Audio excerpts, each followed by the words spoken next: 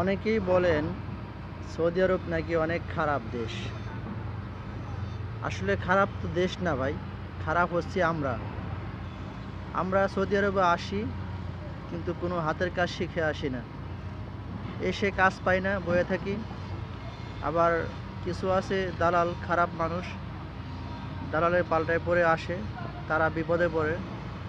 বেকার মানুষ কাজ পায় না, দালাল এক কথা বলে আরেক কথা বলে আনে, এই কারণে আমরা বিপদে পড়ি। দেখেন, এইটা হচ্ছে কোম্পানির একটা সাইট, কোম্পানির লোক কাজ করতেছে, বহুত কাজ।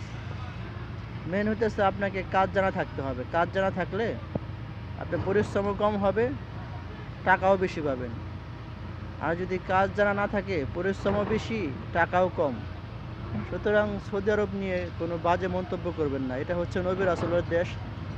হতে পারে কিছু সংখ্যক মানুষ খারাপ, সবাই যে ভালো হবে তা তো না। ভালো মন্দ নিয়ে এই দুনিয়া, ভালো আছে খারাপও আছে।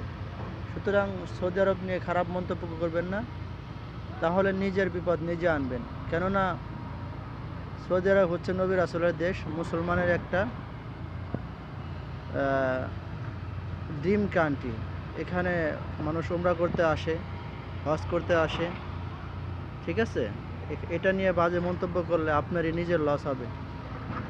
সুতরাং ধৈর্য ধরে কাজ করুন, কাজ শিখে আসার চেষ্টা করুন, ইনশাল্লাহ ভালো কিছু হবে।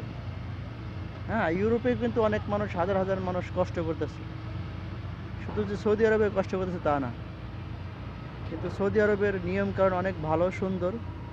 এগুলো আপনার মেনে চলতে হবে এবং কাজ শিখে আসবেন, আপনার কাজের অভাব হবে না ইনশাল্লাহ। আরেকটা বিষয়, ঘরে বসে থাকলে আপনি কাজ পাবেন না।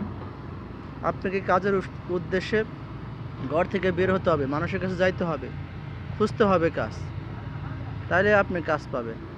হতাশ হওয়ার কিছু নাই, ধৈর্য ধরলে আল্লাহ সব কিছু একদিন দিয়ে দিবে। ভালো থাকবেন। ভিডিওটি ভালো লাগলে শেয়ার করবেন। আসসালামু আলাইকুম।